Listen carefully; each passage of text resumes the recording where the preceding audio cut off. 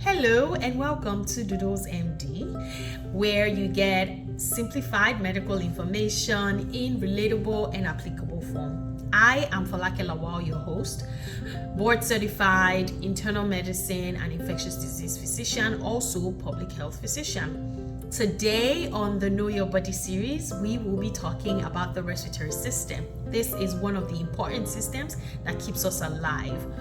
One of some of the tidbits that are good to know before we get going is that everybody's breathing, and at our resting state when we're not doing much, quiet breathing, on the average, adults breathe about 8 to 12 times every minute, and in that breath you're taking about 500 mils of air. So multiply that gives us about 6,000 milliliters of air every minute that we breathe in and out. The lungs, they seem like kind of small-ish, where based on where we know that they stay, but they can hold up to 6 liters of air in total. The lungs are never empty. Even when you really forcefully exhale, you can never empty the lungs. You still have about 1 to 1.5 liters of air left all the time, and they have like a particular name for that. And in looking at the lung, the average adult lung also weighs about 600 grams.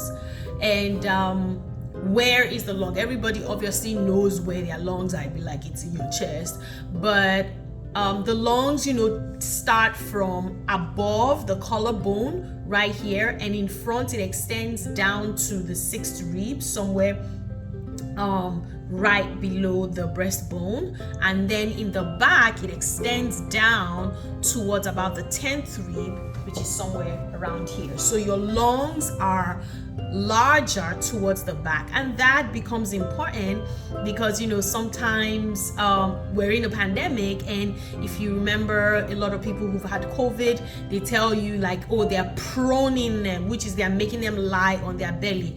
A lot of people in the hospital, even at home, we're having tummy time. That's because you want to capitalize on the real estate. You have more space in the back, so you want to use more of that back. So people are told, lie on your tummy. If you can't lie on the tummy, at least try to lie on your side, so that at least you're giving the other you're kind of doing like a half and half, where you half of the front and half of the back, so you have enough. But obviously we know that the respiratory system goes from the nose down to the lungs, and so that we're going to talk about that structure in a little bit. When we talk about the structure of the lungs, let's quickly touch on the functions. If you ask anybody, of course, the easy thing is, yes, it helps me breathe. True. But we know if you think about your nose, it helps you to perceive sense of smell or chemical sensation.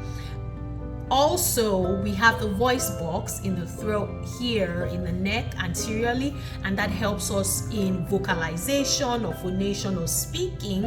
And it's not just the voice box, but also surrounding tissues around it assist in making sounds in particular ways that are necessary.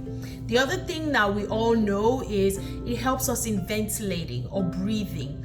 And ventilation is basically the movement of air, so we're able to do that, and that is different from actual respiration, which is the gaseous exchange, and that occurs in the smallest parts, in the ends of the lungs, and that's what they call the alveoli, where you exchange oxygen and carbon dioxide and also other waste gases. Also in people who are maybe taking certain medications, or they have people who were under anesthesia, they inhale medications and they can exhale it also through the lungs.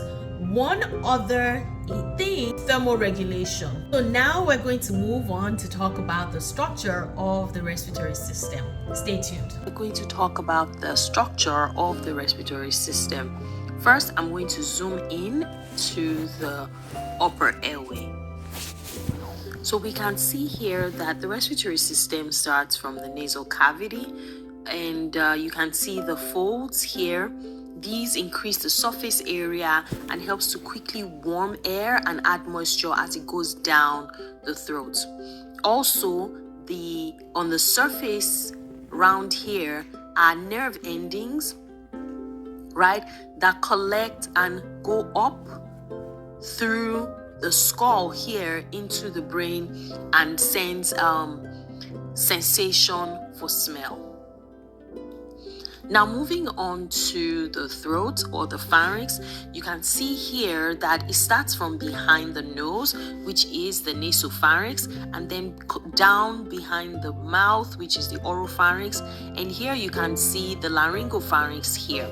Now one thing I want us to pay attention to is this structure right here is called the epiglottis.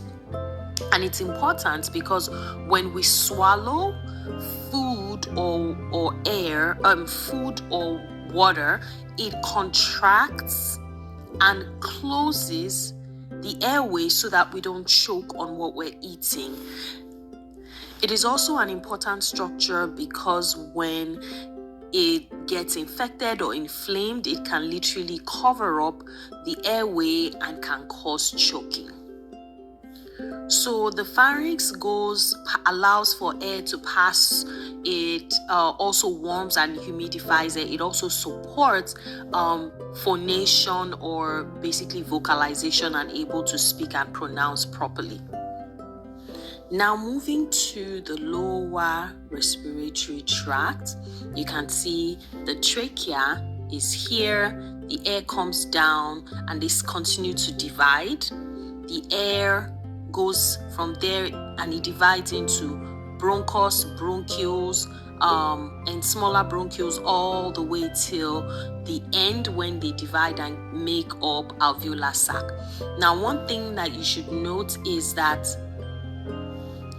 the cartilage of the trachea is firm, right? But in between it is somewhat fibrous but also slightly elastic tissue that allows for some expansion, and you see that as it goes down, the cartilage reduces and you have just the elastic tissue and the smooth muscles. Now this is important because when we're exhaling, you need these muscles to be able to contract and squeeze air out, but also you need them to be able to expand and allow for more air into the lungs when you take in deep breaths.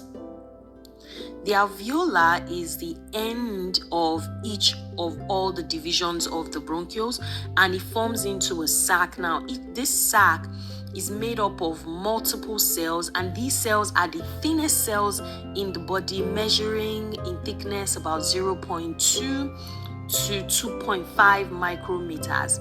And this is very important for rapid exchange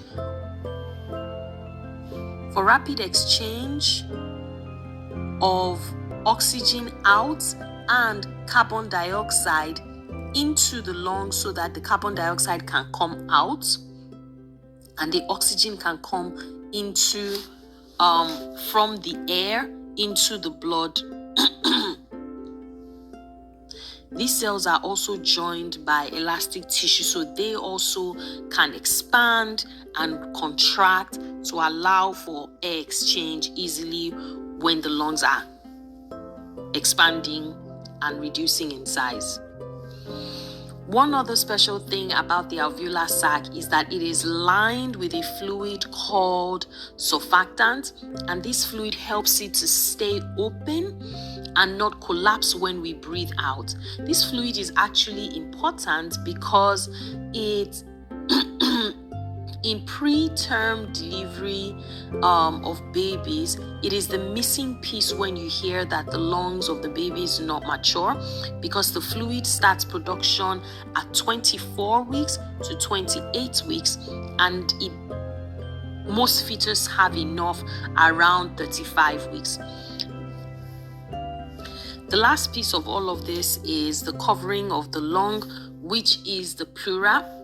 There are two layers of it. One is attached to the surface of the lung, the other is attached to the inner part of the chest wall. There's a little fluid in between them that allows for smooth movement and sliding when the lungs expand and reduce in size. So that brings us to the end of the structure of the respiratory system. Now we're going to move on to the process. So stay tuned. I'll be right back. Now we're going to be talking about the process. Remember, everything is connected to the brain. The brain is what gives instructions, right? So the brain sends a trigger down through nerves into the muscles, the diaphragm and the muscles of the chest predominantly. So the diaphragm contracts and shrinks, and when it's shrinking, it pulls down, increasing the lengthwise of the rib cage. The ribs have muscles in between them. These muscles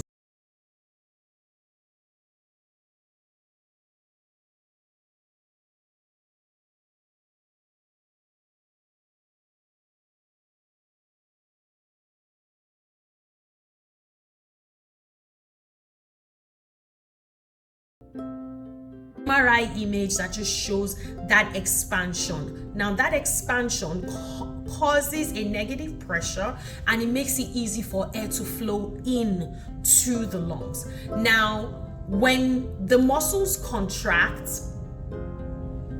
what is important for us to know in this case is that sometimes in certain conditions, when the belly is distended, the diaphragm doesn't have enough space to contract into, and or in some people where there's a lot of tissue hanging over the ribs and it makes it difficult for the ribs to elevate.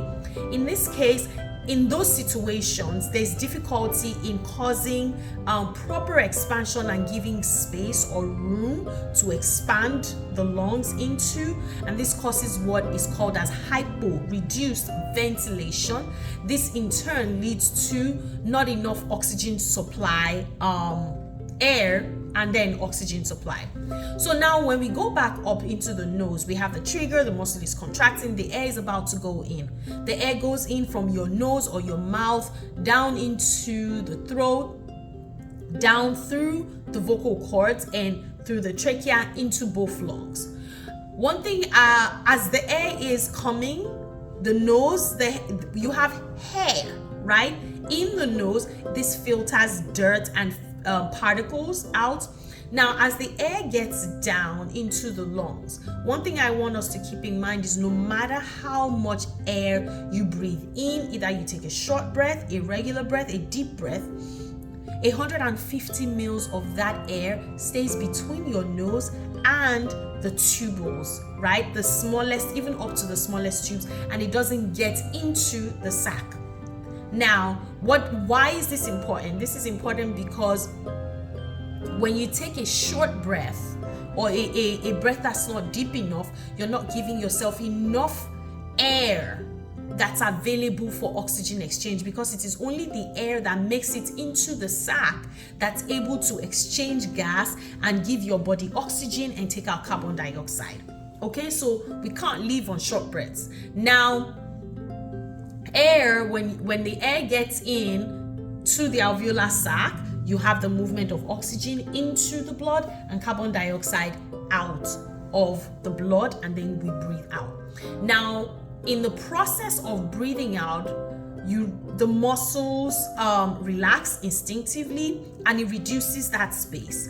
But what is more important for breathing out is the elasticity of the lungs. This elastic part of the lungs is what makes the lungs squeeze out the air effortlessly, because it's something that's just snapping back, right? You don't have to work to do that, and that forces the air out of the lungs. This is important because in cases where people lose the elasticity of their lungs, it makes it difficult for them to breathe out, and that means they have to actually work.